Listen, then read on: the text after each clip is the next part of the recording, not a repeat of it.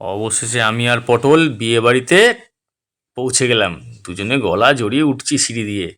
আর তার ফাঁকে কিন্তু আমি একবার পেছন ফিরে তাকিয়ে নিলাম পকোড়ার কাউন্টারটা কোথায় আছে। তারপরে আস্তে আস্তে বউয়ের দিকে চলে গেলাম গিফটটা দিতে।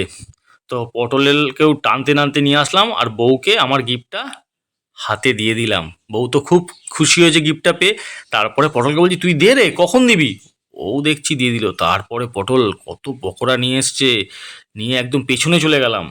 পেছনে গিয়ে পটল আর আমি মিলে পকোড়া খাচ্ছি, আর পটলও খাচ্ছে। পটল আমাকে বলছে, দাদু তুমি হাত দিয়ে খাচ্ছ কেন? আমি বলছি, ভালো করেছি, হাত দিয়ে খাচ্ছি।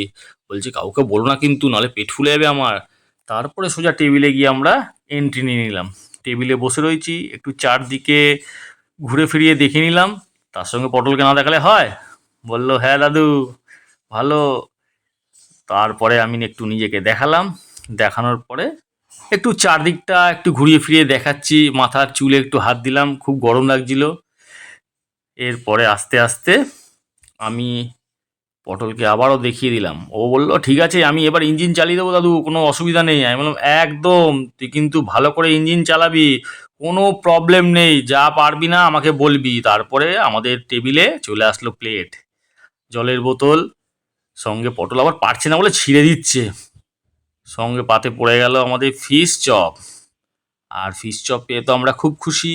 পটলও দেখছি একদম কবজি ডুবিয়ে দিয়েছে, পুরো মুখে ঢুকিয়ে দিয়েছে পুরো। ঢোকানোর পরে আমিও আস্তে করে মুখে ঢুকিয়ে দিলাম। বেশ ভালোই লাগলো। তারপরে চলে আসলো আমাদের পোলাও আর নাল্লির পিস। আমি নাল্লির পিসটা তোমাদের দেখিয়ে নিলাম একবার।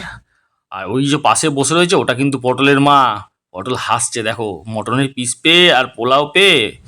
তারপরে আবারও আমি খেতে শুরু করলাম। খেতে খেতে একটু তোমাদের দিকে দেখলাম, নাল্লির পিসটাও দেখালাম। এবার চুষছি তো চুষছি, তারপরে রেখে দিলাম। লাস্ট পাতে আমরা আইসক্রিম নিতে চলে গেলাম এবং আমি আইসক্রিম খাচ্ছি, আর পটল দুখানা আইসক্রিম নিয়ে এরকম ক্যামেরার সামনে পোজ দিয়ে দাঁড়িয়ে রয়েছে। বলছে যে, একটুখানি কিন্তু বলো আমাদের কেমন লাগছে।